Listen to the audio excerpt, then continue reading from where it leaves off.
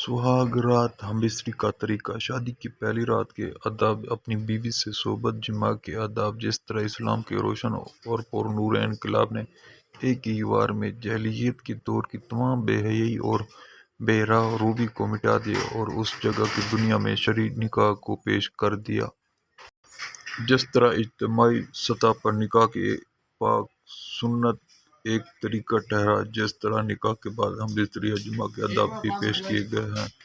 ان آداب کا سیکھنا ہر مسلمان کے لیے ضروری ہے۔ صحبت کے آداب: پہلی بار جب دلہن اپنے دولہا کے ساتھ یکجا ہوتی ہے، مصنون طریقہ: یہ دعا پہلے اپنی بیوی کے پیشانی کے بال پکڑے پھر پڑھے۔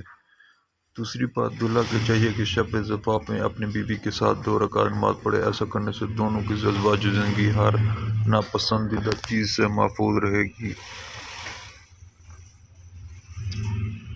جماع کے وقت بالکل ننگا ہونا ممنوع ہے، اس سے میاں بیوی اور بچے کو نقصان پہنچنے کا اندیشہ ہوتا ہے۔ میاں بیوی اپنے اوپر کوئی پردہ وغیرہ ڈال کر صحبت کریں، اپنی انسانی کرامت کا خیال رکھیں۔ نبی کریم صلی اللہ علیہ وسلم کا ارشاد ہے، جانوروں کی طرح اپنے آپ کو برہنہ نہ رکھو۔ حیض عورت کو ماہواری کا خون آنا اور نفاس ولادت کا خون کی حالت میں بیوی کے ساتھ جماع کرنا حرام ہے، اس لیے حیض کے معنی پلیدی یا زخم کے ہیں۔ ان دونوں میں حیض عورت رحم کا ناپاک خون گراتی ہے، جس سے 2 رکعت دور اور تکلیف ہوتی ہے۔ دنوں میں بیوی کے ساتھ جماع مردوں کے لیے بہت سی بیماریوں کا سبب بنتا ہے، عورت کے لیے بھی نقصان دہ ہے۔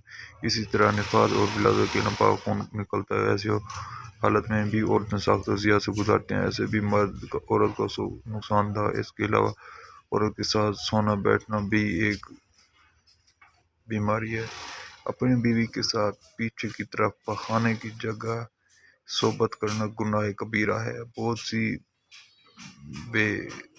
بڑی بے شرمی کی بات ہے۔ ایسا کلام جانور بھی نہیں کرتے، اسی طرح جس طرح یہ انسان کرتے ہیں۔ لوط علیہ السلام کی قوم کی طرح وہ شخص لعنتی ہے جو اپنی بیوی سے پیچھے کی طرف جماع کرے۔ یہ داؤد: اپنی بیوی کے ساتھ مباشرت ایک راز ہے، اس راز کا فاش کرنا بڑا گناہ اور بڑی بے غیرتی اور بے حیائی ہے۔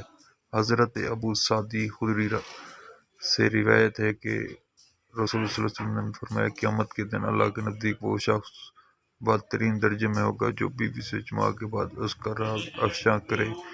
امید ہے ویڈیو یہ اچھی لگی ہوگی، پسند آئی ہوگی۔ اگر اس چینل کو سبسکرائب نہیں کیا تو اس چینل کو جلدی سے سبسکرائب کریں، ویڈیو کو لائک کریں اور شیئر کریں۔ پھر ملیں گے انشاءاللہ نئی اگلی ویڈیو کے ساتھ۔ اجازت دیجیے، اللہ حافظ۔